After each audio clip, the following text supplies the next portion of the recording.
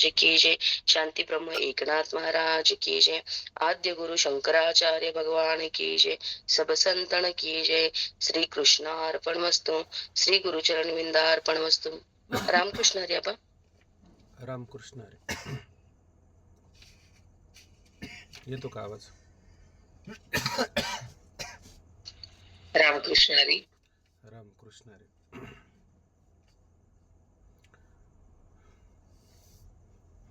काही विसंगती झाली तर सारखं करून घ्या. हो.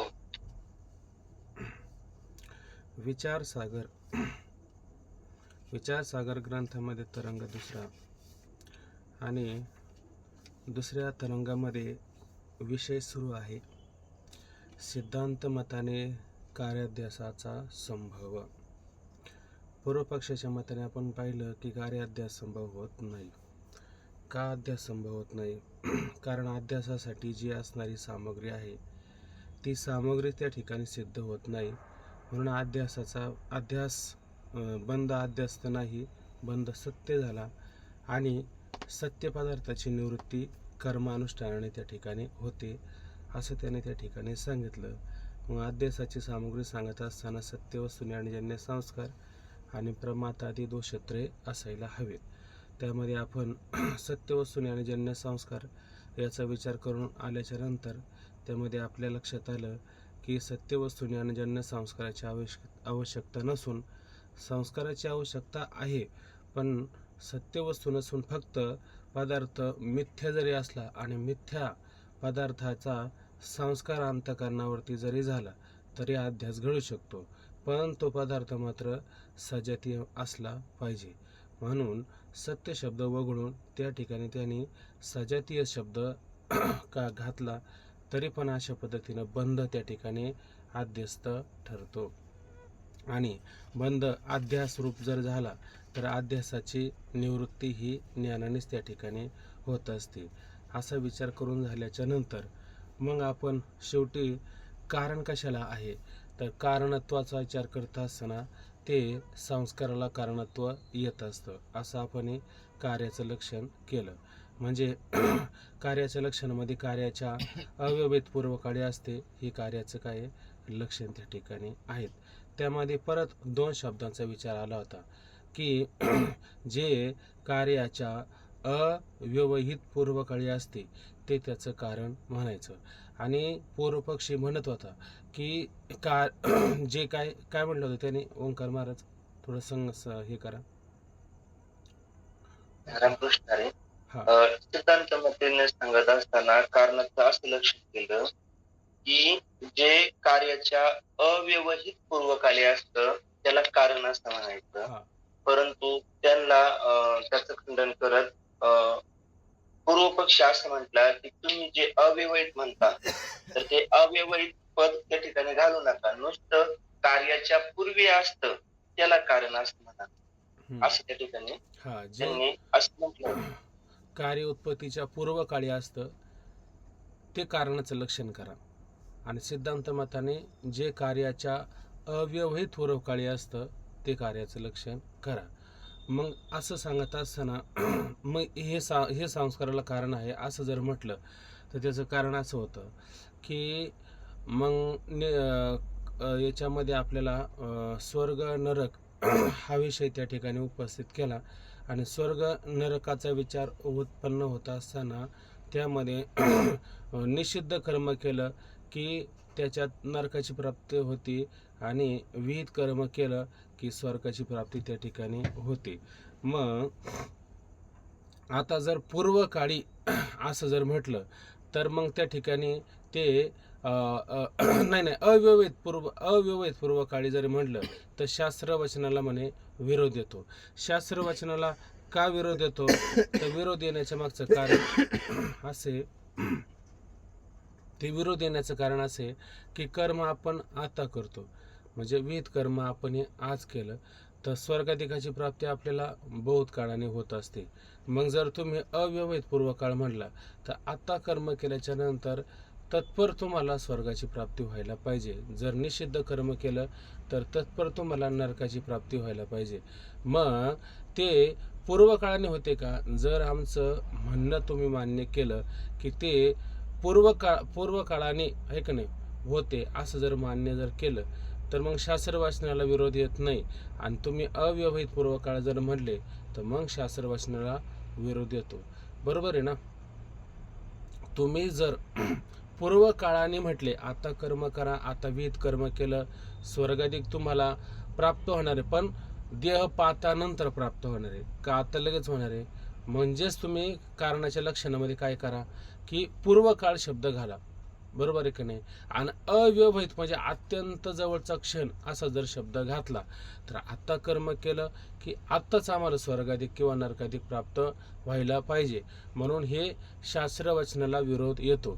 म्हणून शास्त्रवचनाला विरोध येऊ नये म्हणून तुम्ही अव्यवहित शब्द त्या ठिकाणी न घालता पूर्वकाळ घाला किंवा व्यवहित पूर्वकाळ घातला तरी पण तुम्हाला चालेल, पण मात्र घालू नका. अव्यवहित म्हणजे अत्यंत जवळचा पूर्वकाळचा क्षण, म्हणजे आता कर्म करून आत्ताच लगेच स्वर्गाधिकात असं मात्र केलं तर शास्त्र वाचनाला विरोध येईल. तर त्याचं समाधान त्याने काय केलं की बाबा तुम्ही म्हणता विहित किंवा निषिद्ध हे कर्म स्वर्ग नरकाला कारण आहे प्राप्त होण्याला, तर हे मात्र म्हणणं बरोबर नाही. का म्हणणं बरोबर नाही? कारण विहित कर्मापासून काय उत्पन्न होत असतं? पुण्य उत्पन्न होतं. आणि निषिद्ध कर्मापासून पाप उत्पन्न होत असतं. म्हणजेच त्यापासून धर्म आणि अधर्म उत्पन्न होत असतो. आणि त्या धर्माचा संस्कार म्हणजे विहित कर्माचा किंवा निषिद्ध कर्माच्या पासून उत्पन्न झालेलं धर्माधर्म म्हणजे पाप पुण्य हे कुठं राहत असतं? आपल्या अंतकरणावरती राहत असतं. आणि जेव्हा आपला देह पडतो की नाही, मग देह पडता असताना काय राहिलं अंतकरणावरती? पाप पुण्याचा म्हणजे धर्माचा संस्कार त्या ठिकाणी शिल्लक राहिलं. तिथं विहित कर्म किंवा निषिद्ध कर्म राहिलं का? आता विहित कर्म आणि निषिद्ध कर्म न राहता त्याचा फक्त संस्कार अंतकरणावरती राहतो. आणि देहपात झाला की लगेच तो काय होतो? स्वर्ग किंवा नरकाला जात असतो. मग तिथं पूर्वकाळ घालायची गरज आहे का? पूर्वकाळ घालायची गरज नाही. उलट काय घालावं लागेल? अव्यवहित पूर्वकाळ म्हणजे ते अंतकरणावरती हाच तसा संस्कार राहिल्याच्या नंतर लगेच तो काय होतो? त्याच्या अंतकरणावरती पुण्याचा जर संस्कार असेल तर स्वर्गाला जाईल. बरोबर आहे ना? आणि पापाचा जर संस्कार असेल तर तो नरकाला जाईल. कधी जाईल? अव्यवहित पूर्वकाळी लगेच जाऊ शकतो. आता फार पूर्वीचा काळ घालायची गरज आहे का? तिथं गरज नाही, कारण ते संस्कार कुठे राहतात? आपल्या अंतकरणावरती राहत असतात. म्हणून अशा पद्धतीनं अव्यवहित पूर्वकाळ जो आहे तोच त्या संस्काराला कारण आहे असं आपण कालपर्यंत पाहिलं. हा मुद्दा बरोबर आहे महाराज? आणि असं केल्याच्या नंतर आता शास्त्र वाचनाला विरोध आला का? आता शास्त्र वाचनाला सुद्धा कोणत्या प्रकारचा विरोध आला नाही. शास्त्र वचन निष्फळ ठरत नाही आणि अव्यवहित शब्द सुद्धा काढण्याची आवश्यकता पडत नाही. आता अव्यवहित शब्द कशासाठी वापरला? अव्यवहित हा शब्द कशाच्या सापेक्ष सिद्धांतमताने विचारात घेतला बरं? संस्काराच्या. हा, त्याचे संस्कार अंतकरणावर. परत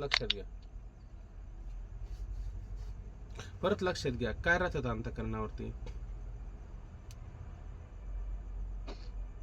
संस्कारच राहतात अंतकरणावर शेवटपर्यंत. म्हणजे कर्म आधी घडते आणि निषिद्ध कर्म झालं त्याचे अंतकरणावर फक्त संस्कार राहतात. म्हणजे ते आबांनी आपल्याला प्रश्न असा विचारलाय की अव्यवहित हा शब्द जो आहे तो कशाच्या सापेक्ष सिद्धांतमती सांगत आहेत? हा प्रश्न आहे.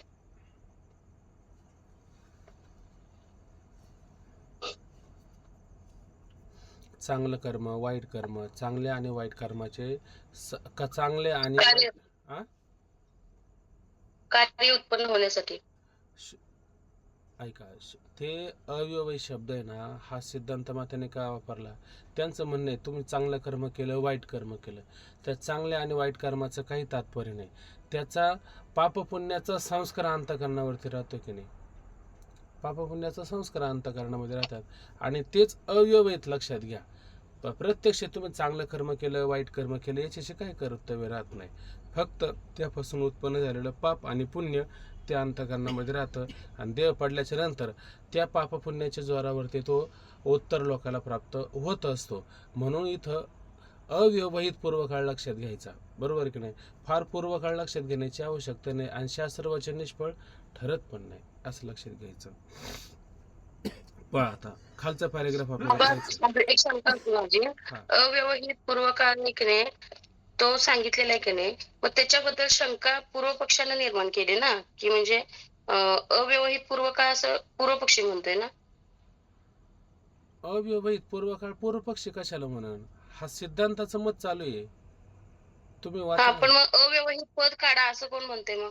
पूर्व पक्षी म्हणतो इथं. पूर्व पक्षी इथं प्रत्यक्ष पूर्व पक्षी सांगायला आहे का? सिद्धांतवादी पूर्व पक्षाच्या पूर्व पक्ष असं म्हणतील असं सिद्धांत, हा असं सिद्धांत मताने सांगितलेलं आहे. पूर्व पक्षाचे उत्पन्न झालेली पूर्व पक्षाने अशी शंका करण्याच्या आधी ही सिद्धांत मताने शंका तयार केलेली आहे. बोला ना. म्हणजे पूर्व पक्ष असे म्हणू शकतात की अव्यवहित पूर्वकाळ म्हणण्याऐवजी तुम्ही अव्यवहित पद काढून टाका आणि म्हणजे पूर्वकाळ घ्या असं म्हणू शकतात, असं म्हणतात का? ओंकार महाराज सांगा. रामकृष्ण हरी. सोनालीताई, आता पहिल्यांदा पूर्व पक्षाने प्रश्न विचारला, त्यांनी त्याचं ते असंभव वगैरे ते सांगितलं, ठीक आहे. नंतर आता सिद्धांत मत त्यांनी सांगायला चालू केलं, बोलायला चालू केले.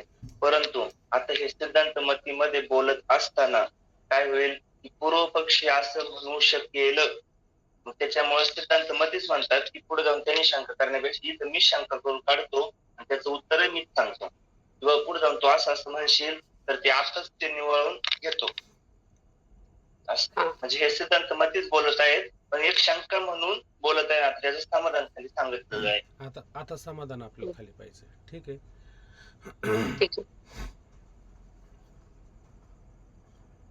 आता वरचा पॅरेग्राफ वाचतो परत आणि मग खालचा वाचायला सुरुवात करू, मग तुम्हाला परत लक्षात येईल. या कारणाच्या लक्षणावर अशी शंका येते की विहित कर्म उत्तम लोकप्राप्तीला आणि निषिद्ध कर्म नरक प्राप्तीला कारण आहे. आता इथं उत्तम बघा, इथं काय म्हणलं, उत्तम विहित कर्म म्हटलं त्याने, त्याच्यातले संस्कार म्हणलाय का, तो कर्माचे असतात संस्कार, ते आपल्या अंतःकरणावरती राहत असतात. परंतु तो म्हणतो उत्तम कर्म विहित कर्म उत्तम लोकप्राप्तीला आणि निषिद्ध कर्म नरक प्राप्तीला कारण आहे असे शास्त्रवचन आहे.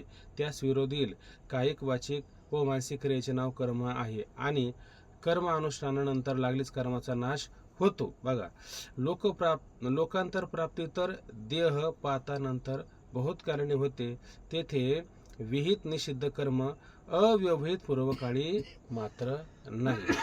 तर काय म्हटलं, तिथं विहित आणि निषिद्ध कर्म तिथं अव्यवहित पूर्वकाळी नाही. याकरता कारणाच्या लक्षणातील अव्यवहित पद काढून पूर्व पक्षाने असं म्हणतील की अव्यवहित पद काढून कार्याच्या पूर्वकाळी असते, बर का, तर ते कारण आहे असे लक्षण करावे, म्हणजे शास्त्रवचन निष्फळ होणार नाही असं त्या ठिकाणी पूर्वपक्षी शंका करतील. पण अशी शंका करण्याची काही गरज नाही, तर समाधान करतात. पण ही शंका बरोबर नाही, कारण असे लक्षण मानले तर बघा आता किती विरोध होतो बरं का. तर नष्टदंड व मृतकलाल यांच्यापासून घट झाला पाहिजे. होतो का घट? दंड नष्ट झाला आणि मृत कुलाल म्हणजे कुंभार अशा पद्धतीने त्या ठिकाणी मरण पावला, तर यांच्यापासून घट निर्माण झाला, यांच्यापासून एक घट झाला पाहिजे. कारण ते कार्याच्या पूर्वकाळी होते, पूर्वी होते ना. कधी होते ते? फार 25 वर्षापूर्वी दंड होता, आहे का नाही, होते का नाही. मग आता ते पूर्वी होते, आता आहे का? आता नाही. आणि जर ते अत्यंत अव्यवहित, आत्ताच कुंभार होता गट बनवला, होईल का नाही? आत्ताच दंड होता, त्याने चाक फिरवलं, आता होईल का नाही? पण फार पूर्वी काळ्या असेल तर मग घट होईल का याच्यापासून निर्माण? घट होऊ शकत नाही. आणि त्याला आत्ता जर म्हटलं तर होऊ शकतं. तर पहा, ते कार्याच्या पूर्वकाळी होते, पण त्या नष्टदंडापासून अथवा मृतकुलालापासून घटरूप कार्य उत्पन्न होत नाही. म्हणून काय करा की कार्याच्या पूर्वकाळी असेल ते कारण असे लक्षण करून भागणार नाही. मग ते पूर्वकाळ म्हणजे हा काळ काय नक्की तुम्हाला आत्ताच सांगता येईल का? काय माहिती, कोणत्या जन्मातला पण सांगू शकता पूर्वकाळ, कितीतरी जन्माचा तुम्ही सांगू शकता, असं पण सांगू शकता. पण अव्यवहित पूर्वकाळ म्हणला तर तो फार दूरचा होईल का जवळचा होईल? तो जवळचा होईल ना त्या ठिकाणी. म्हणून कार्याच्या पूर्वकाळी असेल ते कारण असे लक्षण करून भागणार नाही. आता समाधान करतात. आता मगाशी तुम्हाला सांगितलं ना, ते समाधान इथे लक्षात घ्या. आता स्वर्ग नरक प्राप्तीस शुभाशुभ कर्म कारणच नाही. आता बघा, स्वर्ग असो नरक असो, याला शुभाशुभ कर्म नाहीये. ते शुभाशुभ कर्म स्वर्ग नरक प्राप्तीच्या पूर्वकाळी असून त्याचे पाप पुण्यादी संस्कार साक्षात स्वर्ग नरक प्राप्तीच्या अव्यवहित पूर्वकाळी अंतःकरणात राहत असतात. म्हणून शुभाशुभ कर्मानंतर अव्यवहित उत्तर क्षणी धर्माधर्म उत्पन्न होऊन त्याचे संस्कार अंतःकरणात राहतात. बघा आता काय म्हणले, आता आपण चांगलं कर्म केलं, विहित कर्म केलं म्हणजे त्याला म्हणायचं शुभ कर्म, आणि अशुभ कर्म म्हणजे शास्त्राने आपल्याला जे करायला सांगितलेले नाही त्याला त्या ठिकाणी काय म्हणायचं, निषिद्ध कर्म म्हणजे अशुभ कर्म म्हणायचं. आता तुम्ही शुभ कर्म केलं, शुभ कर्म करता असताना काय व्याख्या करायची शुभ कर्माची? पाप, आता जसं आपण नेहमी म्हणतो की नाही, पाप त्याचे नाव न विचारिता नित भलतीची उन्मद करी सदा. पाप त्याचे नाव म्हणजे काय माहिती का? चांगलं वेदविहित शास्त्राने सांगितलेलं कर्म त्या ठिकाणी आपल्याला करायचं आहे, पण ते कर्म न करता तो निषिद्ध कर्म करतो की नाही, खाऊ नाही ते खातो, पिऊ नाही ते पितो, वाईट वागायचं नाही ते वाईट पण वागत असतो, असं आता हे सगळे निषिद्ध कर्म आहे की नाही? मग एकच कर्म आहे का असे कितीतरी कर्म आहे? चोरी करणं, व्यभिचार करणं, दारू पिणे, मांसाहार करणे, हे सगळे शास्त्राने विविध कर्म सांगितले का निषिद्ध कर्म सांगितले? याला सगळ्याला निषिद्ध कर्म सांगितलेलं आहे, पण तरी तो करतो की नाही? मग आता हे कर्म केल्याच्या नंतर त्याचा परिणाम चांगला का वाईट? त्याचा परिणाम वाईट असतो, बरोबर आहे का नाही? त्याचा परिणाम वाईट आहे. मग आता हे एवढे सारे संस्कार त्याच्या अंतःकरणावरती राहतात का? मी अमुक केलं, मी तमुक केलं, मी तमुक केलं, का फक्त तो एवढंच म्हणतो की मी वाईट केलं? मग वाईट केल्याचा संस्कार फक्त अंतःकरणावर राहिला की सारा बायोडेटा अंतःकरणामध्ये राहिला त्याच्या? फक्त वाईट केलं आहे का नाही? आणि ते लोक काही पण करू, पण मी मात्र चांगला वागलो, मी मात्र विहित कर्म केलं म्हणजे मी शुभ कर्म केलं. या शुभ कर्माचा अंतःकरणावरती काय, पुण्याचा धर्माचा फक्त अंतःकरणावरती काय राहत असतो, संस्कार राहत असतो. मग एवढं राहण्याची गरज आहे का अंतःकरणामध्ये? एवढं राहण्याची गरज नाही. चांगलं कर्म आणि वाईट कर्म याचे फक्त संस्कार अंतःकरणामध्ये पाप पुण्य किंवा धर्माच्या रूपाने ते राहत असतात, आणि तेच पुढच्या देहपाताला त्याला कारण ठरत असतात. बघा आता स्वर्ग नरक प्राप्तीस शुभाशुभ कर्म कारण नाही असे आमचे म्हणणे आहे. मग काय, शुभाशुभ कर्म प्राप्तीनंतर अव्यवहित उत्तर क्षणी त्यापासून निर्माण काय झाले, समाप्तीनंतर, हा कर्म समाप्तीनंतर, कर्म केल्याच्या नंतर, बरोबर आहे की नाही, त्याच्या अंतःकरणामध्ये काय राहतात, संस्कार राहतात. ते कशा रूपाने राहतात? पाप पुण्याच्या धर्माच्या रूपाने अंतःकरणामध्ये राहत असतात. मग अव्यवहित उत्तर क्षणी धर्म उत्पन्न होऊन त्याचे संस्कार अंतःकरणावर राहतात. ते धर्म म्हणजेच असणारे पाप पुण्य स्वर्ग नरक प्राप्तीस हेतू आहे. म्हणून ते कशास हेतू आहे तर स्वर्ग नरक प्राप्तीस हेतू आहे. स्वर्ग नरक प्राप्तीच्या अव्यवहित पूर्व क्षणी आहेत.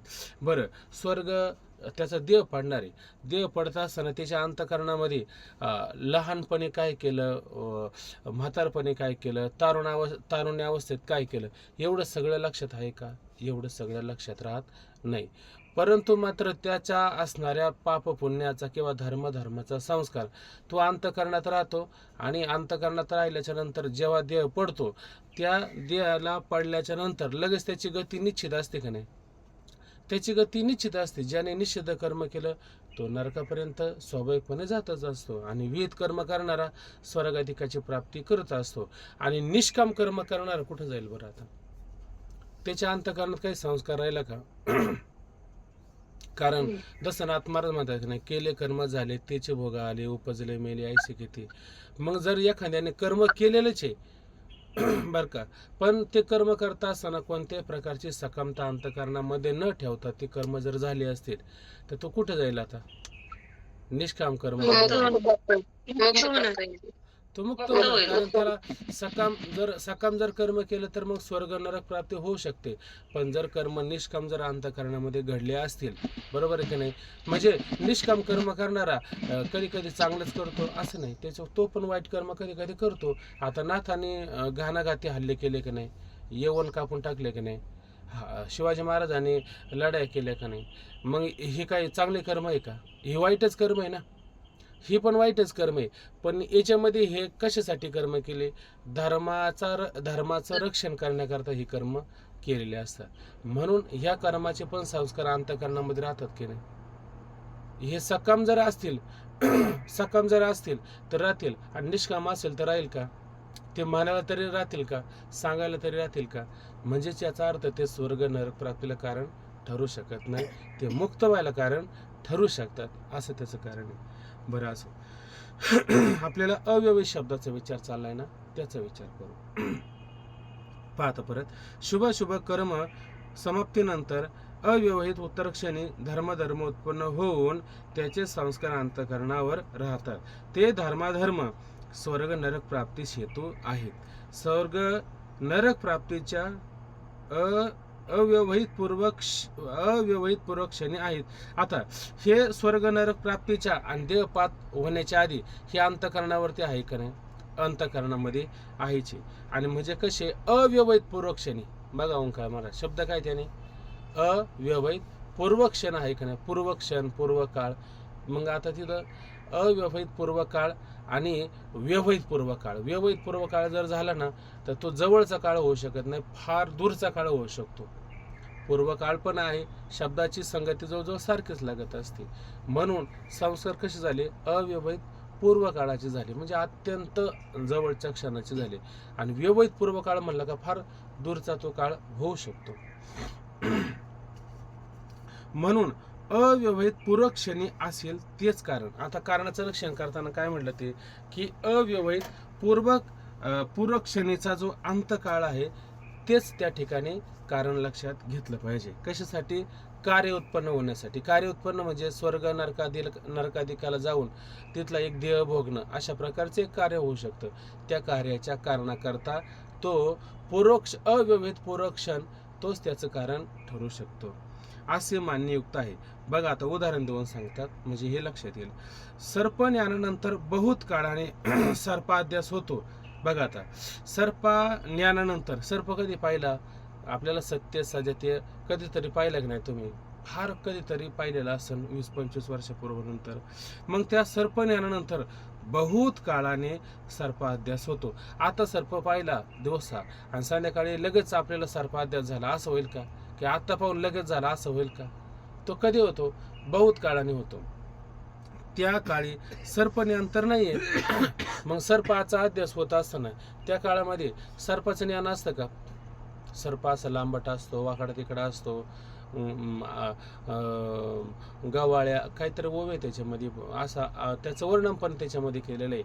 मग हे सगळं राहतं का? विषारी बिगर विषारी काहीतरी, हे सगळं ज्ञान राहतं का? फक्त सर्प एवढंच ज्ञान राहतो? एवढं 2 शब्दात काम होतं, 2च शब्दात काम होतं. आणि त्याचा फक्त थोडक्यात सर्पा एवढा फक्त संस्कार अंतःकरणावरती झालेला असतो. मग आता तो त्याला एखादं आपण नाही का ते चित्र वगैरे पाहतो त्याच्यामध्ये, मग हे कशाचं चित्र, हे कशाचं चित्र, असं जर म्हटलं की तो म्हणतो हा काय हा सर्प, आणि मग म्हणतो हा सर्प काय आहे, कसा आहे, आम्ही पाहिला, कसा बिळात गेला होता, कसा बिळातून बाहेर आला होता, मग त्याला सारा आठवतो. पण हे रोज आठवतो का? तो रोज आठवत नाही. त्या सर्पाचं फक्त काय, ज्ञानाचा संस्कार अंतःकरणामध्ये राहत असतो, पूर्ण ज्ञान मात्र अंतःकरणामध्ये राहत नसतं. आणि तेवढं राहिलं तरी सर्पाध्यास होण्याला ते कारण ठरू शकतं. म्हणून पहा, म्हणून सर्पज्ञानानंतर बहुत काळाने सर्पाध्यास होतो. त्या काळी सर्पज्ञान तर नाही, फक्त सर्पज्ञानाचा संस्कार आहे. त्या संस्कारानेच सर्पाचा अध्यास घडतो. तो असणारा जो संस्कार आहे त्या संस्कारानेच काय होतो, सर्प अध्यास घडतो. पूर्ण ज्ञान असण्याची आवश्यकता आहे का? पूर्ण ज्ञान असण्याची आवश्यकता मात्र पडत नाही. तसेच आता दुसरं एक उदाहरण दिलं बघा. तसेच शिंपीच्या ठिकाणी रुपयाचा. आता शिंप म्हणजे चकचकीत असणार, त्यामध्ये आपल्याला नदीच्या कडाला इकडं वाळवंटामध्ये ते आपल्याला पाहायला मिळतं, बरोबर की नाही? ते असणार शिंपी आहे की नाही, त्याला दुसरा शब्द काय बरं, शुक्ती असं म्हणतो आपण, आहे की नाही? शुक्ती असं म्हणतो. आणि त्या शुक्तीच्या म्हणजे शिंप्याच्या ठिकाणी रुपयाचा म्हणजे चांदीचा अध्यासास रुपयाचा ज्ञान जन्य संस्कार कारण आहे, ऐक नाही. आता त्या अध्यासाला रुपयाचा म्हणजे चांदीचा अध्यास होण्याला काय, ज्ञानजन्य संस्कार. ज्ञानापासून जन्य शब्दाचा अर्थ काय घ्यायचा? उत्पन्न होणारे. बरं जाऊ दे. काट काय जायचं असलं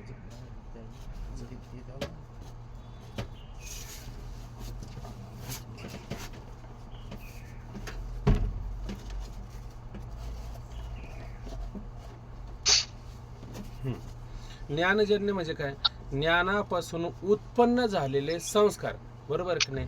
ज्ञानापासून उत्पन्न झालेले संस्कार त्याची काय, सूक्ष्म असणारी अवस्था, बरोबर की नाही? त्याची असणारी सूक्ष्म अवस्था, तेच काय, ज्ञानजन्य संस्कार कारण आहे. आणि ज्या अर्थी वेदांत मतात ब्रह्मा व्यतिरिक्त सर्व पदार्थ मिथ्या आहे, त्या अर्थी सत्य वस्तू ज्ञानजन्य संस्कार म्हणून एक असतो असे म्हणताच येणार नाही. उलट मिथ्या वस्तू ज्ञानजन्य संस्कारच अध्यासाला हेतू आहे. काय ठरलं आता? मिथ्या वस्तू, सत्य वस्तूची आवश्यकता आहे का? आता सत्य वस्तूची आवश्यकता राहिली का? आता सत्य वस्तूची आवश्यकता राहिली नाही. उलट संस्काराला कारण काय ठरलं? मिथ्या वस्तू ज्ञानजन्य, ज्ञानापासून उत्पन्न झालेले, मिथ्या वस्तूच्या ज्ञानापासून उत्पन्न झालेले जे असणारे संस्कार आहे ते संस्कारच अशा पद्धतीने कशाला, हे संस्कार कशाला कारण ठरले? अध्यासाला कारण ठरले, बरोबर आहे की नाही? म्हणून अध्यास घडू शकतो की नाही? म्हणून अध्यास घडू शकतात. परत आता खाली पहा. आता बघा, ज्ञानजन्य संस्कार कारण आहे का नाही? खाली पहा. ज्या अर्थी वेदांत मतात, आता वेदांत मतात काय सांगितलेलं आहे? ब्रह्म सत्य जगन मिथ्या जीव ब्रह्मैव नापरा. म्हणजे ब्रह्म काय सांगितलेलं आहे? सत्य त्या ठिकाणी सांगितलेलं आहे. आणि ब्रह्मा वाचून सगळं कसं सांगितलं त्या ठिकाणी? मिथ्या त्या ठिकाणी सांगितलेलं आहे. मग ब्रह्म सत्य आहे, ब्रह्म वाचून सगळं मिथ्या आहे. आणि म्हणजेच तुम्हाला संस्कार आता सत्य पदार्थाचा घडेल का मिथ्या पदार्थाचा घडेल? मिथ्या पदार्थाचा संस्कार त्या ठिकाणी घडेल. आणि घडल्या, आता तो संस्कार घडेल पण कोणत्या पदार्थावर घडेल? त्याचा अधिष्ठान सत्य असेल का मिथ्या असेल? सत्य पाहिजे, पदार्थ आधी सत्य पाहिजे. सत्य पदार्थावरती मिथ्या पदार्थाचा अध्यास घडतो, बरोबर आहे की नाही? मिथ्या कळणार नाही. आणि जगामध्ये एकच फक्त सत्य, ते म्हणजे ब्रह्म सत्य. आणि त्या ब्रह्मावरती हे सगळे मिथ्या पदार्थ आपल्याला प्रतीत होत असतात. म्हणून त्याचा काय, त्याच्यापासून उत्पन्न झालेला संस्कारच अशा पद्धतीने अध्यासाला कारण ठरू शकतो. सत्य पदार्थाची मात्र आवश्यकता पडत नाही. ज्या अर्थी वेदांत मतात ब्रह्मा व्यतिरिक्त, ब्रह्मा वाचून सर्वच असणारे पदार्थ कसे आहेत? मिथ्या आहे. त्या अर्थी सत्यवस्तू ज्ञानजन्य संस्कार म्हणून एक असतो असे म्हणताच येणार नाही. मग असं तुम्हाला म्हणता येईल का? असं मात्र म्हणता येणार नाही. उलट मिथ्या वस्तू ज्ञानजन्य संस्कारच अध्यासाला हेतू आहे. हा प्रश्न झाला पाहिजे बरं का ओंकार महाराज, हा प्रश्न झाला पाहिजे. आता पहा, असंच म्हटलं पाहिजे. व ते बंधाच्या सगळ्यात येऊ सांगितलं होतं ना, आणि मी तर मिथ्या वस्तू पाहिजे. पण तो ऐका तो मिथ्या वस्तू ज्ञानापासून उत्पन्न झालेला संस्कार असला पाहिजे, पण तो मात्र सजती असला पाहिजे. मागे तुम्ही सांगितलं होतं ना सजातीय पाहिजे म्हणून. सजातीय म्हणजे तसंच असलं पाहिजे. त्याच्याहून जर भिन्न जर पदार्थ असेल, मग समजा रज्जूवरती तुम्हाला सर्पभ्रम होण्याकरता संस्कार कशाचा असला पाहिजे? सर्पासारखाच कोणीतरी दुसरा पदार्थ पाहिला पाहिजे. त्याने जर माणूस पाहिला तर त्याला होईल का संस्कार? नाही होणार. बरं, त्याला माणसाचा संस्कार आहे, त्याला सर्पाचा संस्कार आहे, त्याला फुलाच्या माळीचा संस्कार आहे, त्याला दंडाचा संस्कार आहे, त्याला जलरेषाचा संस्कार आहे, त्याला भूरेषाचा संस्कार आहे, त्याला आणखीन बरंच कशाचा तरी संस्कार असेल, तर त्याला मग त्या दोरी पडली त्याच्यावरती कशाचा अध्यास होईल? कशाचा अध्यास होईल? जो जी पाहिजे त्याचा अभ्यास होईल. जो संस्कार त्याच्या अंतःकरणामध्ये मजबूत आहे आणि त्याच्या सारखाच असेल तोच होईल त्याला. मग तुम्ही पाहिले समोर रज्जू आणि तुम्हाला माणसाचा संस्कार होईल का? त्याला तसाच भास व्हायला पाहिजे ना रज्जूचा. आणि त्या सजातीय म्हणजे फुलाची माळ म्हणा, दंड म्हणा, जलरेषा, भोरेषा, याच्यापैकी ज्याला जो मजबूत संस्कार असेल तोच त्याला अध्यक्ष घडेल ना. त्यांनी सजातीय वस्तू ज्ञानजन्य संस्कारच अध्यासाला येतोय असं का म्हणलं नाही? मिथ्या वस्तू ज्ञानजन्य संस्कार, इथं त्यांनी सजातीय वस्तू ज्ञानजन्य संस्कारच अध्यासाला येतोय असं का म्हणलं नाही? म्हणतील ना, आता म्हणतील ते तुम्हाला. बघा ना पुढे म्हणतील का नाही, पाहू ना पुढे आपण. बघा आता पुढे वाचून म्हणजे सापडेल तो म्हणता असेच. एक मिनिट सोनालीताई, या ठिकाणी सजातीय वस्तूचा मुद्दा थोडासा बाजूला आहे. या ठिकाणी सत्य आणि मिथ्या या दोन शब्दावरती वाद चाललाय. पूर्व पक्षाने आपल्याला सत्य वस्तू ज्ञानजन्य संस्कार हा शब्द सांगितला होता, तर आता सिद्धांती तोच सत्य शब्द काढून टाकायचे, त्यांना मिथ्या सांगितलं. का सांगितलं? कारण ब्रह्मा व्यतिरिक्त सगळं मिथ्या आहे, म्हणून तुमचा सत्य वस्तू ज्ञानजन्य संस्कार हा शब्द न येता त्या ठिकाणी मिथ्या वस्तू ज्ञानजन्य संस्कार हा शब्द येणार आहे. इथपर्यंत आलं. कारण सर्व वस्तू मिथ्या आहेत, परंतु तुम्हाला जर त्या रज्जूवरती सर्पाचा भास व्हायचा आहे असं जर करायचं असेल तर तुम्हाला त्या सर्पासारखी वस्तू पाहिजे की नाही? तुम्ही जर समजा बाबांनी सांगितलं ना, जर माणूस पाहिला असेल, तुमच्या अंतःकरणात जर माणसाचे संस्कार असतील तर त्या रज्जूवरती तुम्हाला सर्पाचा अभ्यास कसा होईल? रज्जूवरती सर्पाचा अभ्यास होण्यासाठी वस्तू कशी पाहिजे? सजातीय पाहिजे. त्या ठिकाणी अशी फुलाची माळ जरी पाहिलेली असेल, हो, फुलाची माळ म्हणा किंवा भूरेषा म्हणा किंवा जलरेषा म्हणा किंवा सर्प म्हणा, अशा जर वस्तू पाहिल्या म्हणजे त्या कशा आहेत? दोरीशी सजातीय आहेत की नाही? त्या दोरीशी सजातीय आहेत, म्हणून त्या ठिकाणी सजातीय वस्तू ज्ञानजन्य संस्कार असं म्हणतं. आणि हे सत्य वस्तू ज्ञानजन्य संस्कार हा मुद्दा खोडण्यासाठी हा मुद्दा सांगितला की ब्रह्मा व्यतिरिक्त सर्व वस्तू या मिथ्या आहेत, म्हणून मग मिथ्या वस्तू ज्ञानजन्य संस्कार तुम्ही असं म्हणू शकता, परंतु सत्य वस्तू ज्ञानजन्य संस्कार तुम्ही हा मुद्दा म्हणू शकत नाही. मग मिथ्या वस्तू ज्ञानजन्य संस्कार हा मुद्दा म्हणल्याच्या नंतर तुम्हाला जसं संस्कार असेल किंवा त्याच्यासारखं दिसण्यासाठी सजातीय मिथ्या वस्तू ज्ञानजन्य संस्कार असंही तुम्ही म्हणू शकता. आपण त्या दिवशी हा मुद्दा पटवून दिला आपल्याला, परंतु त्या दिवशी सांगत असताना ते समजलं नाही, कारण हा मुद्दा समजला नाही म्हणून त्या दिवशी कळालं नाही. आता आलं लक्षात? आणि ते पुढे होणार आहे. पुढे मुद्दा तो उपस्थित होणार आहे आपल्याला. पुढे त्याचा विचार पाहायचा आहे. काय होतं, सकाळ पाठाला यायच्या आधी ना एखादं पान तरी वाचून आपण तयारीत असलं पाहिजे.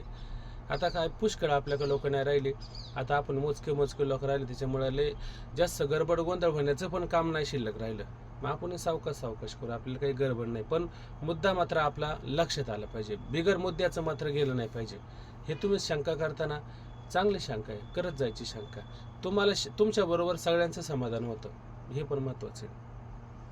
मग हे कळलं आपल्याला, ब्रह्मा व्यतिरिक्त दुसरा सत्य पदार्थ आहे का? सत्य पदार्थ नाही. मग जे काही पदार्थ आहेत ते कसे पदार्थ आहेत? मिथ्या पदार्थ आहेत. आणि मग संस्कार होण्याला आता सत्य पदार्थाची आवश्यकता आहे का? संस्कार होण्याला सत्य पदार्थाची आवश्यकता नाही, तर मिथ्या पदार्थाचीच आवश्यकता त्या ठिकाणी पडत असते. म्हणून मिथ्या सजातीय वस्तू ज्ञानजन्य संस्कार हाच मात्र अध्यासाला कारण ठरला. फक्त सजातीय म्हणता असताना त्याच्यामध्ये ज्या असणाऱ्या बळकट पदार्थाचे संस्कार अंतःकरणामध्ये असतील त्याचाच अध्यास होऊ शकतो, अन्य दुसरा मात्र अध्यास होऊ शकत नाही. हे पण त्याच्यामध्ये समाधान करून घ्या. पहा आता उलट मिथ्या वस्तू ज्ञानजन्य संस्कारच अध्यासाला हेतू आहे असेच म्हटले पाहिजे व त्या बंधाच्या अध्यासास कारण सिद्ध आहे. बघा आता वस्तू ज्ञानजन्य संस्कार अंतःकरणावर राहतो.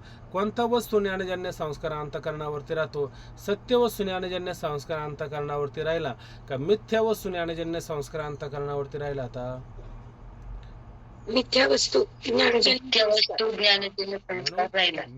वस्तू ज्ञानजन्य ज्ञानापासून उत्पन्न झालेला जो संस्कार तो अंतःकरणावरती राहतो हे वर सांगितलेच आहे.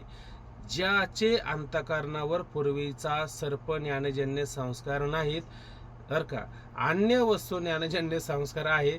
बघा आला का प्रश्न? तुम्ही म्हटले ती शंका परत उत्पन्न झाली होती तर का तोच मुद्दा आला परत. आता ऐका, ज्याच्या अंतःकरणावर पूर्वीचे सर्प ज्ञानजन्य संस्कार नाही, सर्पापासून सर्पाला पाहून उत्पन्न झालेला जो संस्कार आहेत नाहीत, ज्याच्या ठिकाणी तो संस्कार नाहीत, अन्य वस्तू ज्ञानजन्य संस्कार आहे. अन्य वस्तू म्हणजे आता उदाहरण देऊन सांगितलं काय? अन्य वस्तू सांगत असताना समजा त्याला फुलाची माळ म्हणा, त्याला जलरेषा म्हणा, त्याला भूरेषा म्हणा, त्याला दंड म्हणा आणि सर्पाचा मात्र संस्कार नाही, ऐक नाही. आणि कदाचित सर्पाचा पण संस्कार असेल तर याच्यामध्ये दोरी पडली, बरोबर की नाही? आणि दोरी पडल्याच्या नंतर पूर्ण प्रकाश नाही, पूर्ण अंधकार नाही, मंद अंधकारा दोषामध्ये पहिला जो संस्कार उत्पन्न होईल तोच त्याला प्रतीतीला येईल का नाही? समजा त्याला सर्पाचा संस्कार जर अंतःकरणामध्ये मजबूत असेल तर त्याला सर्पच प्रतीतीला येईल का नाही? त्याला जर दंडाचा जर रोज उठला का दंड वाकडा तिकडा रोज उठला का तेच पाहिजे तर संस्कार कशाचा झाला? दंडाचा, ऐक नाही. जमिनीमध्ये शेतकरी आहे, काळी जमीन आहे, भेगडलेली जमीन आहे, त्याला रोज सवय ती भेगडलेली जमीन पाहिजे, तो संस्कार अंतःकरणामध्ये उत्पन्न झाला, ऐक नाही. किंवा ते जाताना समजा पाण्याचं वगळ वगैरे काहीतरी सांडपाणी कायमच पडलेलं असतं, बरोबर की नाही? किंवा मग त्याचा संस्कार अंतःकरणावरती झाला असेल, जो संस्कार मजबूत असेल आणि प्रथम उत्पन्न होईल, बरोबर की नाही? त्याचाच त्याला काय होऊ शकतो? सर्पावरती अध्यास होऊ शकतो, बरोबर की नाही? आता समजा त्याला त्याच्याहून अन्य पदार्थ समजा रज्जूवरती अध्यास, त्याच्याहून समजा त्याला अन्य पदार्थ काय समजा पुरुष असेल, बरोबर की नाही? रूप असेल, मूर्गजळ असेल, याचा जर संस्कार जर असेल तर त्याला रज्जूवरती सर्पाचा भ्रम होईल का? होणार नाही, बरोबर की नाही? म्हणजे मग ते कसं असलं पाहिजे? ते सजातीयच असलं पाहिजे, ऐक नाही.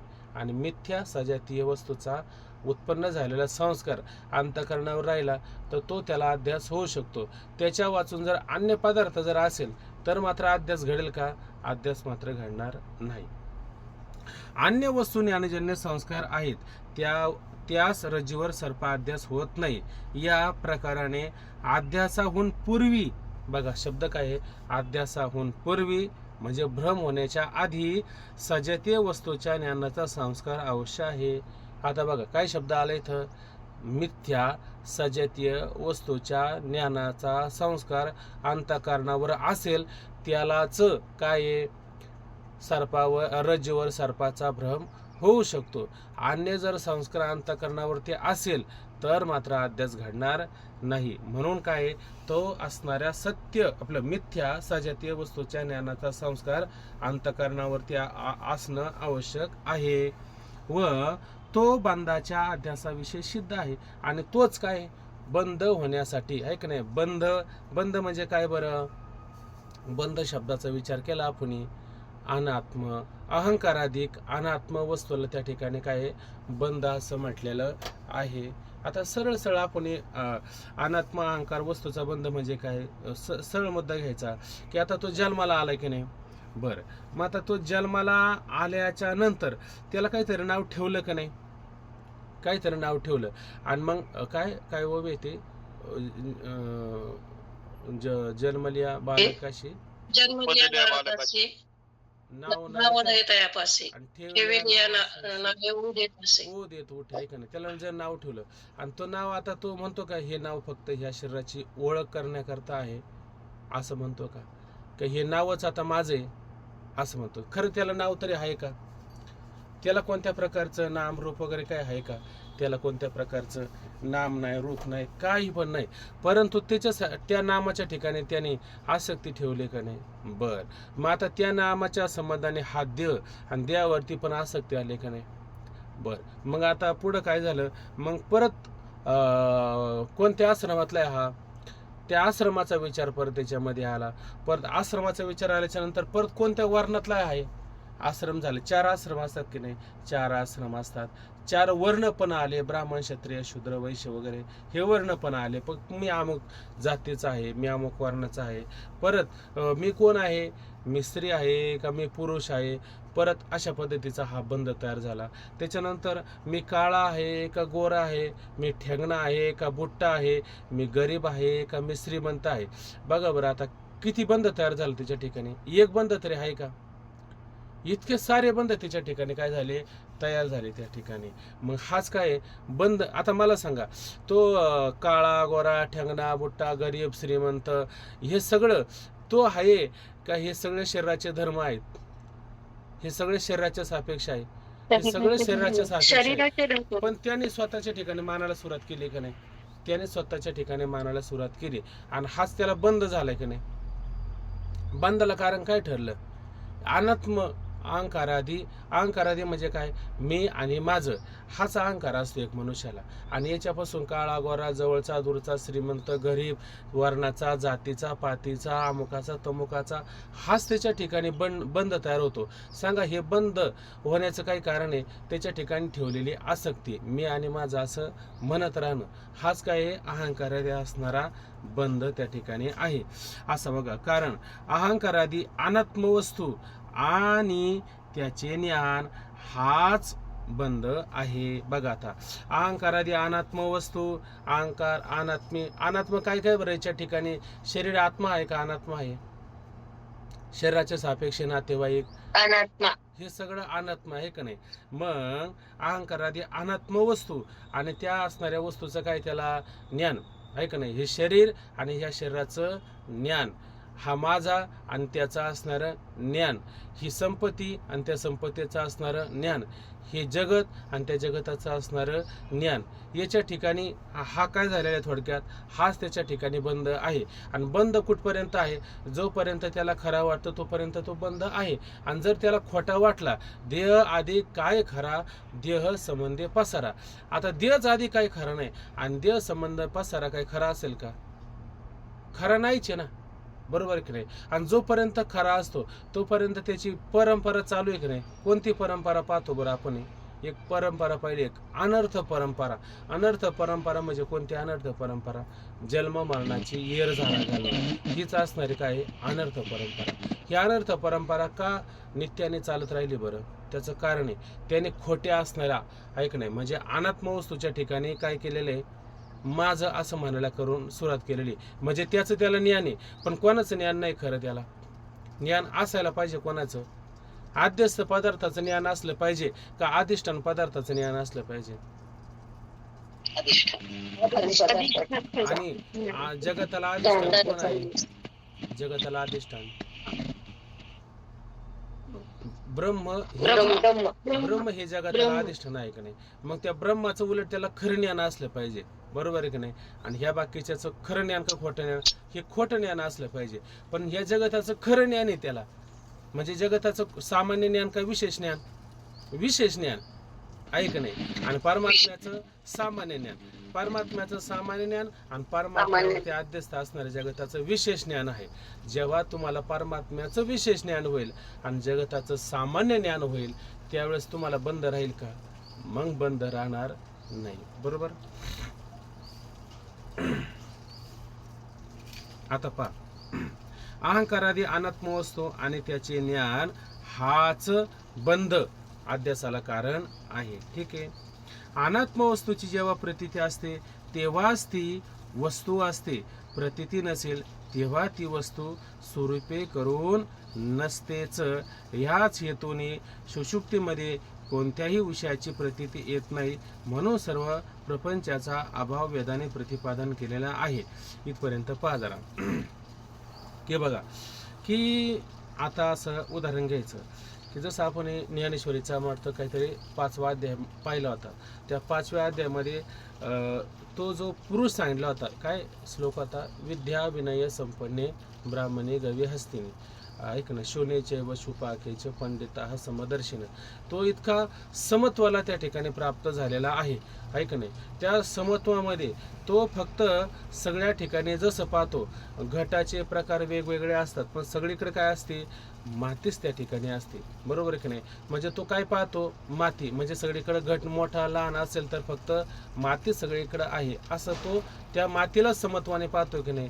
आता तसं इथं हा झाला दृष्टांत. सिद्धांत काय की तो पुरुष आता कशाला पाहतो, केवळ आणि केवळ त्या ठिकाणी ब्रह्माला पाहत असतो. म्हणून सर्वत्र सदा सम ते आपणचे आद्वय ब्रह्म हे संपूर्ण जाणे वर्म समदृष्टीची. त्याची दृष्टी कशी झालेली, आता सम झालेली. आता ह्या समदृष्टीचा फार विचार करण्याची गोष्ट आहे, पण मला असं वाटतं की 4थ्या तरंगामध्ये त्याचा विचार जास्त होणार आहे. कारण ते तुकोबरायांचं एक अभंग आहे, समचरण दृष्टी विठेवरी साजरे, त्याच्यामध्ये उपहित वस्तूचं वर्णन आलेलं आहे, ते पण आपण पाहणार आहे. तसा हा पुरुष काय पाहतो की त्याचं उपहित म्हणजे सगळीकडे परमात्माच सम भरलेला आहे, अशा पद्धतीने त्या ठिकाणी तो पाहत असतो. त्या तिथं तो हा काय, हा मशको, हा गजू, हा शोपेचू, हा दिजू, बरोबर ना, की दुजी पहिली तर हा म्हणजे उरेल के, म्हणजे हा चिलट आहे, हा चिलट म्हणजे लहान आहे, हा हत्ती फार मोठा आहे का नाही, हा सोपचू, हा द्विजू, असं तो ब्राह्मण आहे, हा चांडाळा आहे, असा त्याच्या ठिकाणी की असा त्याच्या ठिकाणी भाऊ राहील का, असा त्याच्या ठिकाणी भाव राहणार नाही. किंवा हा आत्मजीव म्हणजे हा मुलगा आहे, हा परक्याचा आहे, हा जवळचा आहे, परापर भाव तरी अंतःकरणात राहतील का, परापर भाव अंतःकरणामध्ये राहणार नाही, आहे का नाही. किंवा हे धेनू ना तरी हे धेनू हे श्वान, एक गुरु नाहीतर नाही ना तरी हे धेनू हे श्वान, एक गुरु एक हिन, हे असो कैसे स्वप्न जागत या. जाग्या माणसाला कधी स्वप्न पडेल का, स्वप्न कोणाला पडतो, जो झोपलेला आहे त्याला अशा पद्धतीनं स्वप्न पडतं, पण तो जागा आहे त्याला स्वप्न कधी पडेल का. मग जागे कोण असतात त्या ठिकाणी, जागे काय, मला वाटतं 2ऱ्याच अध्यायामध्ये जेथ प्राणी जीव प्राणी देख प्राणी जात निधले तेथेची जया पाहले, आणि जीव जेथ चेले निद्रित तो, अशी उभी आलेली, बरोबर की नाही. म्हणजे संसारी लोक कुठं संसाराच्या ठिकाणी असतात, ते ठेवलेले लोक संसाराच्या ठिकाणी कसे आहेत, जागे आहेत, आणि हा मात्र कुठं झोपलाय, संसाराच्या ठिकाणी झोपलेला आहे. आणि जी लोक पारमार्थाच्या ठिकाणी झोपलेले आहे तिथं हा कसा आहे, जागा आहे. आणि जागा होऊन काय म्हणतो, उठा जागे व्हारे आता स्मरण करा पंढरीनाथा, जगजोगी जगजोगी जाग जाग बोलती.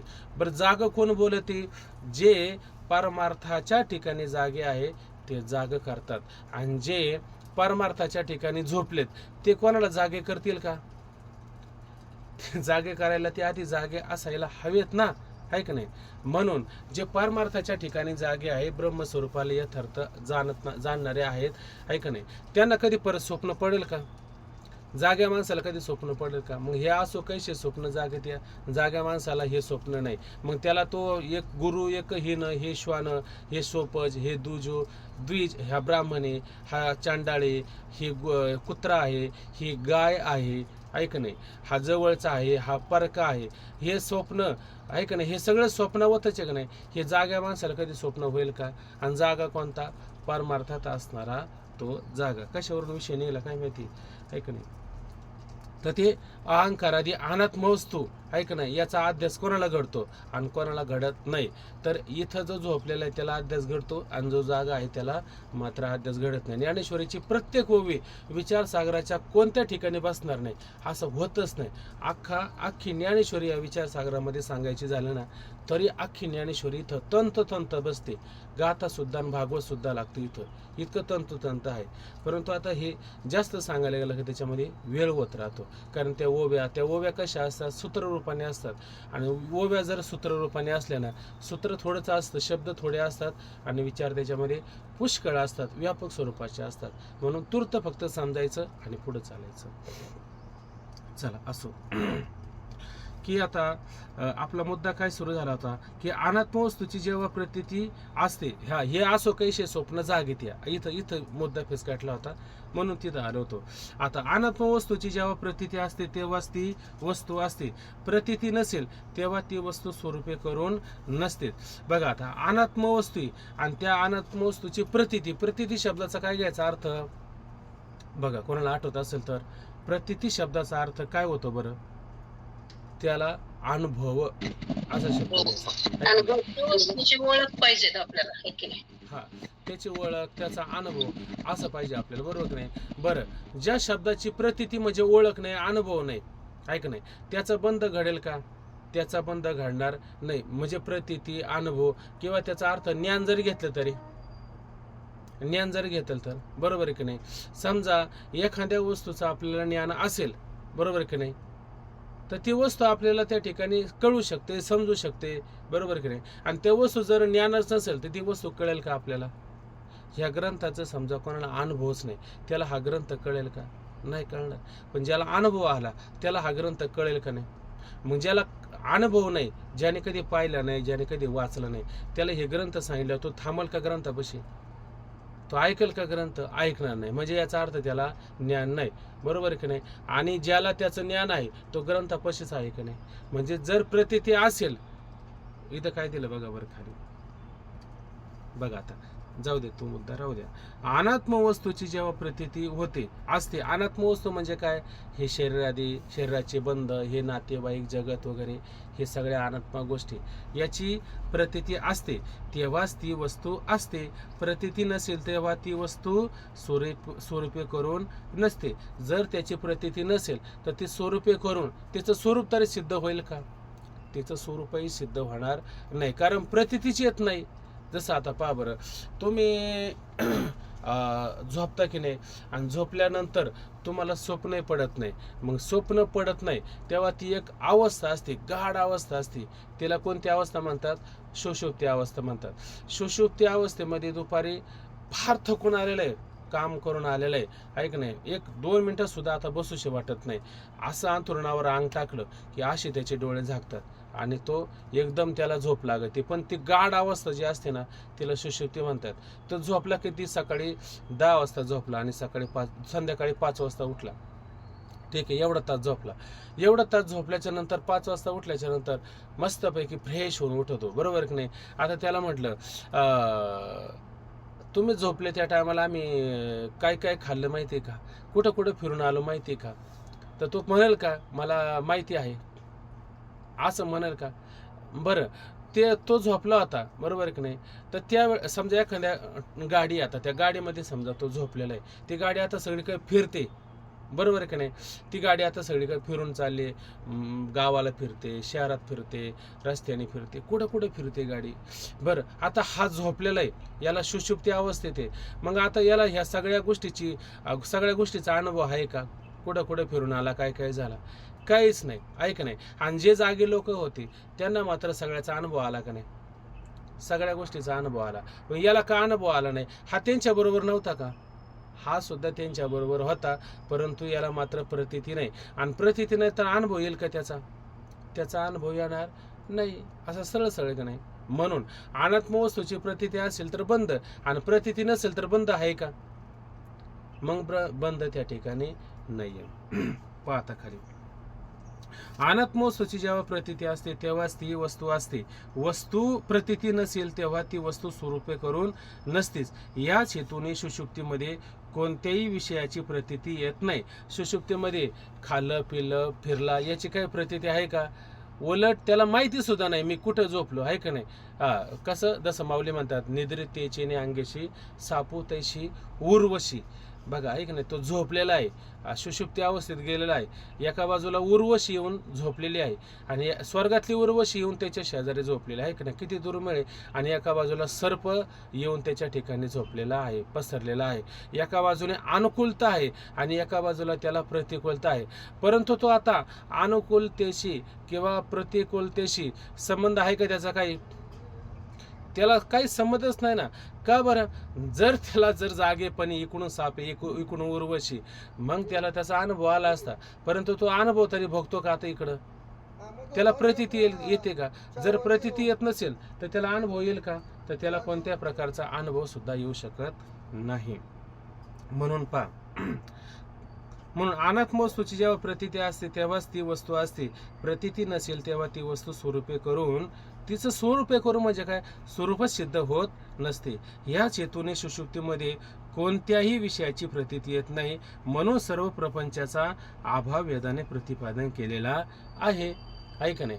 म्हणजेच तुम्हाला त्या ठिकाणी प्रतीती असेल तर वस्तू स्वरूप सिद्ध होतं आणि प्रतीती नसेल तर वस्तू स्वरूप याची सिद्धी होत नाही. दृष्टांतातही रोजीच्या ठिकाणी सर्प प्रतीत होतो तेव्हाच प्रतीतीची संगती लावण्याकरता सर्पाचे अस्तित्व मानावे. प्रतीती नसेल तेव्हा तो सर्प नाहीच. बघा आता दृष्टांतामध्ये काय दिलं, रज्जू सर्पाचं उदाहरण या ठिकाणी दिलेलं आहे. तर रज्जूच्या ठिकाणी सर्प प्रतीत होतो, बरोबर की नाही? रज्जूच्या ठिकाणी सर्प त्याला प्रतीत होतो. कधी रज्जूच्या ठिकाणी सर्प प्रतीत होतं बरं? रज्जूवरती सर्प प्रतीत होण्यासाठी काय, आधी त्या असणाऱ्या सर्पाचं म्हणजे सजातीय संस्कार त्याला असायला हवं. अजून काय असलं पाहिजे? पूर्ण प्रकाश नाही, पूर्ण अंधकार नाही. या सगळ्या गोष्टी एकत्र आल्या का त्याला रज्जूवरती सर्प प्रतीत होत असतो, बरोबर की नाही? आणि जर आता बघा जर त्या ठिकाणी रज्जूवरती सर्प प्रतीत होण्याकरता एवढी सगळी सामग्रीची आवश्यकता आहे आणि ही सामग्री जर नसेल तर त्याला रज्जूवरती सर्पाचा अध्यास होईल का? त्याला रज्जूवरती सर्पाची प्रतीती येईल का? तर त्याला रज्जूवर सर्पाची प्रतीती येणार नाही. दृष्टांतातील रज्जूच्या ठिकाणी सर्प प्रतीत होतो तेव्हा प्रतीतीची संगती लावण्याकरता सर्पाचे अस्तित्व मानावे. आज सर्पाचे अस्तित्व मानण्याकरता काय, त्या सर्पाचं ज्ञान असेल तरच त्याला सर्पाची प्रतीती होते. आणि त्या सर्पाचं ज्ञान नसेल तर सर्पाची प्रतीती होईल का? तर सर्पाची प्रतीती होणार नाही. म्हणून सर्पाचे अस्तित्व मानावे. प्रतीती नसेल तेव्हा सर्प नाहीच. या सिद्धांतासच वेदांतामध्ये दृष्टी सृष्टीवाद म्हणतात. आता दृष्टी म्हणजे काय, तर दृष्टी शब्दाचा अर्थ घ्यायचं ज्ञान, आहे का नाही? आणि ज्ञान म्हणजे कसं घ्यायचं, संस्कार रूपाने असणारं ते ज्ञान घ्यायचं, आहे का नाही? मग ज्ञान असेल तर पदार्थाचं अस्तित्व आणि ज्ञान नसेल तर पदार्थाचं अस्तित्व आहे का? सुषुप्तीमध्ये त्याला पदार्थाचं ज्ञान आहे का? बाकीच्या फिरण्याचं याचं त्याचं ज्ञान आहे का? त्याला ज्ञान नाही. मग त्याची सिद्धी होते का? पहा बरं, मग सिद्धी होत नाही. आणि ज्ञान असल्याच्या नंतर आम्ही फिरलो, आम्ही हे केलं, आम्ही ते केलं, मग त्याला त्याची प्रतीती येते का नाही? म्हणजे दृष्टी असेल तर सृष्टी, आहे का नाही? आणि दृष्टी नसेल तर सृष्टी आहे का? दृष्टी म्हणजे ज्ञान असेल तर त्याला जगताची प्रतीती येऊ शकेल आणि ज्ञान नसेल तर जगताची प्रतीती येऊ शकेल का? नाही येऊ शकत, बरोबर आहे की नाही? एक आहे दृष्टी सृष्टीवाद आणि एक आहे सृष्टी दृष्टी वाद, आहे की नाही? आता हे वाद म्हणजे काय करणं, प्रतिपादन करणं, कथन करून सांगणं, याला असं म्हणायचं, याला म्हणतात त्या ठिकाणी वाद, आहे की नाही? दोन असतात वाद, एक दृष्टी सृष्टीवाद असतात आणि एक सृष्टी दृष्टी वाद असतो. आता इथं दृष्टी सृष्टीवाद म्हणजे काय, ज्ञान असेल तर जगत, ज्ञान नसेल तर जगत नाही. आणि सृष्टी दृष्टीवाद म्हणजे काय, जगत असेल, पदार्थ असेल तर त्याला ज्ञान होईल आणि पदार्थ नसेल तर त्याला ज्ञान होईल का? वर आकाशाकडे पाहिलं, आहे का नाही? आणि त्याला सांगितलं खाली घट कसा दिसतोय, आकाशात कुठं घट आहे का? आकाशात बघ आणि आकाशामध्ये अमुक वस्तू कशी दिसतात बघ बरं, त्याला दिसतील का बाकीच्या वस्तू? आकाशात दिसतील, आहे का नाही? म्हणजे बाकीच्या वस्तू तरी असल्या पाहिजे ना. म्हणजे वस्तू असेल तर त्याचं ज्ञान आणि वस्तू नसेल तर ज्ञान नाही. असे दोन वाद असतात. आता या ठिकाणी कोणता वाद पाहायचा फक्त आपल्याला, दृष्टी सृष्टीवाद. दृष्टी शब्दाचा अर्थ घ्यायचं ज्ञान, बरोबर की नाही? ज्ञानरूप दृष्टी ती जर असेल तरच त्याला जगताची प्रतीती येईल आणि जर त्याला ज्ञानरूप दृष्टी नसेल तर जगताची मात्र प्रतीती येणार नाही. ठीक आहे, इथपर्यंत घेऊ आपण इथपर्यंत हा पूर्ण पॅरेग्राफ करू आणि उद्या आपल्याला शंका करतील त्या शंकेचा विचार करू. चला आता पुढं.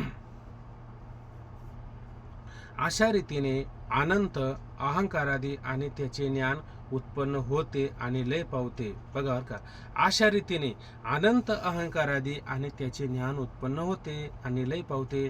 अशा रीतीने म्हणजे काय, अशा रीतीने म्हणजे दृष्टी असेल तर सृष्टी, दृष्टी नसेल तर सृष्टी नाही, आहे का नाही. त्याला प्रतीती आले तर अहंकारादी बंद, आणि प्रतीती आले नाही तर अहंकारादी बंद नाही, आहे का नाही. अशा पद्धतीनं काय अनंत. आता एक उत्पन्न होतं का मला सांगा बरं. हे दृष्टी फिरवल्याच्या नंतर किती पदार्थ उत्पन्न होतात, भयंकर पदार्थ. याच्यावरती किती विचार करण्यासारखं आहे. आता वेळ आपल्याकडे नाही. उद्याचा विचार जसा होईल त्याला जरा थोडे गाथ्यातले अभंग वगैरे, ज्ञानेश्वरीच्या ओळी वगैरे पाहिल्या की आपल्याला हे सगळं त्या ठिकाणी पाहायला मिळत असतं. अशा रीतीने अनंत अहंकारादी, अहंकारादी शब्दाचा अर्थ अनात्म वस्तू, त्याचा असणारा बंध बरं का, रीतीने अहंकारादी व त्याचे ज्ञान उत्पन्न होते. म्हणजे काय, पदार्थ आणि पदार्थाचे ज्ञान, तो असतो अध्यासयुक्त पदार्थ. ठीक आहे. अशा रीतीने अनंत अहंकारादी आणि त्याचे ज्ञान उत्पन्न होते आणि लय सुद्धा पावते. लय कसं पावते, उत्पन्न कसं होतं बरं. जोपर्यंत तुम्ही त्या पदार्थाकडे पाहता तोपर्यंत पदार्थाला सत्ता, आणि त्या पदार्थाकडे पाहिले नाही तर त्याला सत्ता आहे का. त्याला सत्ता नाही ना. पदार्थाला जोपर्यंत पाहता तोपर्यंत त्या पदार्थाची सत्ता असते. ग्रंथाकडे जोपर्यंत पाहाल, वळीकडे जोपर्यंत पाहत तोपर्यंत त्या वळीला महत्व आहे. आणि वळीकडे पाहिलंच नाही तर, ग्रंथाकडे पाहिलंच नाही तर ग्रंथ नाही का, ग्रंथ आहे ना, पण त्याला सत्ता आहे का, त्याला सत्ता मात्र नाही. अशा पद्धतीने अहंकार, अशा रीतीने अनंत अहंकारादी आणि त्याचे ज्ञान उत्पन्न होते आणि लय पावते. अहंकारादी बरं का, म्हणजे बंद वस्तू जगत याला सगळ्याला अहंकारादी, आणि त्याचे ज्ञान ही युगपत म्हणजे बरोबर उत्पन्न होतात आणि युगपत लय पावतात. आता आपण चिंतन जे चाललंय ना, हे आता वरचढ चिंतन चाललेलं आहे. आता वर वर वर वर आपल्याला खाली नाही न्यायचं. आपल्याला कुठे जायचंय, उंच देवाचे चरण ते झाले अधिष्ठान, असं वर वर आपल्याला जायचंय. आता एक एक शब्द नवीन नवीन त्याच्यामध्ये येत राहतो आणि आपल्याला जरा थोडं सगळं जड होतं नाही, म्हणून आपण काय करायचं, थोडं थोडंच घ्यायचं, जास्त नाही घ्यायचं. बघा आता अहंकारादी आणि त्याचे ज्ञान, आहे का नाही. अहंकारादी म्हणजे बंद वस्तू जगत वगैरे, आहे का नाही. आणि त्या जगताचे, त्या वस्तूचे, त्या पदार्थाचे काय ज्ञान ही युगपत म्हणजे बरोबर उत्पन्न होतात, आणि युगपत म्हणजे बरोबरच लयत सुद्धा पावतात. जोपर्यंत आपण पदार्थाला पाहिल्याबरोबर उत्पन्न झाला की नाही पदार्थाचं ज्ञान, पदार्थ, वस्तू, विषय, त्याची आसक्ती वगैरे हे उत्पन्न झालंय की नाही, आणि त्या पदार्थाला पाहायचं सोडून दिलं तर तो लय पण पावला की नाही. मग जसं पाहिल्याबरोबर तो उत्पन्न पण झाला, म्हणजे तो त्या उत्पन्न झाला म्हणजे त्याला सत्ता प्राप्त झाली की नाही. तुम्ही पाहिलं म्हणून त्याला सत्ता प्राप्त झाली, आणि तुम्ही पाहिलं नाही तर त्याला सत्ता प्राप्त आहे का. बरं, तो पदार्थ पाहून तुम्ही दुसऱ्या पदार्थाला पाहिलं. एक पदार्थ आहे आणि दुसरे इकडे एक पदार्थ आहे. या पदार्थाला पाहता, बरोबर आहे की नाही, त्याची सत्ता उत्पन्न झाली, त्याला महत्व आलं, आणि त्याला सोडून तुम्ही दुसऱ्या पदार्थाला पाहिलं. आता त्याला सत्ता राहिली का, तो नाश पावला का नाही. नाश नाही पावत म्हणा, तो त्याच ठिकाणी राहत असतो, पण त्याला आता सत्ता आहे का, तो लय पावला का नाही. कारण नियम काय केला, वृत्ती एका वेळेला एकाच पदार्थाचं ग्रहण करते. एका वेळेला अनंत पदार्थाचं ग्रहण करेल का सांगा बरं. नाही ना करू शकत, आहे का नाही. मग एका वेळेला एका पदार्थाचं ग्रहण जर केलं तर बाकीच्याला सत्ता नाही, म्हणजे ते लय पावलं का नाही. म्हणजे जेवढ्या पदार्थाला वृत्ती ग्रहण करते तेवढ्या पदार्थाची सत्ता ती उत्पन्न होतात, आणि मग त्यानंतर दुसऱ्या पदार्थाला पाहायला गेली वृत्ती का त्या पदार्थाची सत्ता नाहीशी होऊन जाते, म्हणजे लय पावते. अशा पद्धतीनं अजून पण त्याचा विचार बराच वेळा वेगवेगळा येत असतो, पण सध्या तर तुर्ता इतकाच या. आता अहंकारादी आणि त्याचे ज्ञान ही युगपत म्हणजे बरोबर उत्पन्न होतात आणि युगपत लय पावतात. ज्या क्षणी अहंकाराचे ज्ञान उत्पन्न होते त्या क्षणी अहंकारादी उत्पन्न होतात. आता ज्या क्षणी अहंकारादी म्हणजे बंद जगत वगैरे, आहे का नाही, याचे ज्ञान उत्पन्न होते त्या क्षणी अहंकारादी उत्पन्न होते. आणि सुषुप्तीमध्ये गेल्याच्या नंतर अहंकारादी कुठे बरं, बाकीचे पदार्थ आहेत का कुठं, काही एकही नाही, आहे का नाही. मग त्या ठिकाणी त्यांचा काय झाला बरं, लय झाला त्या ठिकाणी. ज्या क्षणी अहंकारादी ज्ञान उत्पन्न होते त्या क्षणी अहंकारादी उत्पन्न होते, आणि ज्या क्षणी ज्ञानाचा लय होतो त्या क्षणी अहंकाराधिकाचा लय होतो. म्हणजे सगळ्याला सत्ता कशामुळे आहे, ज्ञानामुळे आहे. आणि ज्ञान जर नसेल तर त्या पदार्थाला सत्ता आहे का. रज्जू पाडलाय, बरोबर आहे ना, आणि त्या रज्जूचा कोणत्याच अर्थाने ज्ञान नाही, त्या पदार्थाला सत्ता आहे का. तुम्ही त्याला काय म्हणा बरं, रज्जू तरी म्हणाल का. किंवा एखादा पदार्थ पहिल्यांदाच पाहिलाय, तुम्ही म्हणाल याला काय म्हणतात काय माहिती याला काय म्हणतात काय माहिती, हाय काहीतरी, आहे का नाही. पण याला काय म्हणतात, म्हणजे याला काय म्हणतात हे जर कळत नसेल तर त्या पदार्थाला सत्ता आहे का? म्हणजे पदार्थ समोर असून याला सत्ता आहे का? तसं तुकोबराय म्हणतात काय खातो आम्हा कसं लागत, असं काहीतरी एक अभंग आहे बघा. म्हणजे काय खातो कसं लागत, आज काय खातो आणि कसं लागत, म्हणजे याचा अर्थ ते खातात पण त्या जेवणाला काही, खाण्याला काही सत्ता आहे का? त्या पदार्थाला सत्ताच नाही. आणि आम्ही जेवण करतो, आम्ही गुलाबजाम खातो, आम्ही मिठाई खातो, आम्ही अमुक खातो, फार गोड लागतं, म्हणजे पदार्थाला सत्ता आली का नाही? आणि तो पदार्थ तिच्या बंदाला कारण ठरतो का नाही? तो ठरतो, बरोबर का नाही? त्याचं ज्ञान आहे. आणि साधू संताला कशाचं ज्ञान आहे? त्याचं ज्ञानच नाही. उलट साधू संतांना खऱ्या अर्थाने परमात्म्याचं ज्ञान आहे. म्हणून त्याला परमात्म्यावरती आद्यस्थ खोटे पदार्थ याचा बंध तयार होतो का? याचा बंध तयार होत नाही. बघा, ज्या क्षणी अहंकाराधिक ज्ञान उत्पन्न होते त्या क्षणी अहंकाराधिकाची उत्पत्ती होते. आणि ज्या क्षणी ज्ञानाचा लय होतो, ज्ञानाला फार महत्व बरं का, ओंकार महाराज हा प्रश्न तयार करा, त्या क्षणी अहंकाराधिक लय होतात. अहंकाराधिक आणि त्याचे ज्ञान हाच अध्यास आहे. अध्यास शब्दाचा अर्थ काय? पदार्थ आणि पदार्थाचं ज्ञान. अहंकाराधिक आहे हा पदार्थ झाला आणि त्या पदार्थाचं असणारं ज्ञान आहे का नाही, यालाच त्या ठिकाणी अध्यास आहे का नाही. अध्यास म्हणजे अध्यास शब्द विचार घेता असताना अध्यासाला धरूनच घेतला जातो, अध्यासाला सोडून मात्र घेतला जात नाही. याचे विशेष विवेचन अनिर्वचनीय ख्याती सांगते वेळी करू. तूर्त अध्यास संभवनीय नाही, तूर्त अध्यास संभवनीय आहे की नाही, एवढाच प्रश्न होता. आता प्रश्न काय होता? तूर्त अध्यास संभवनीय आहे का नाही. पूर्व पक्षाने सांगा, अध्यास काय सांगितला होता? संभवनीय आहे का नाही सांगितला होता. महत्वाचा मुद्दा. पूर्व पक्षाच्या मते अध्यास संभवनीय आहे का नाही? संभवनीय नाही म्हणजे हा, म्हणजे अध्यासाचा असंभव असा पूर्व पक्ष म्हणतात.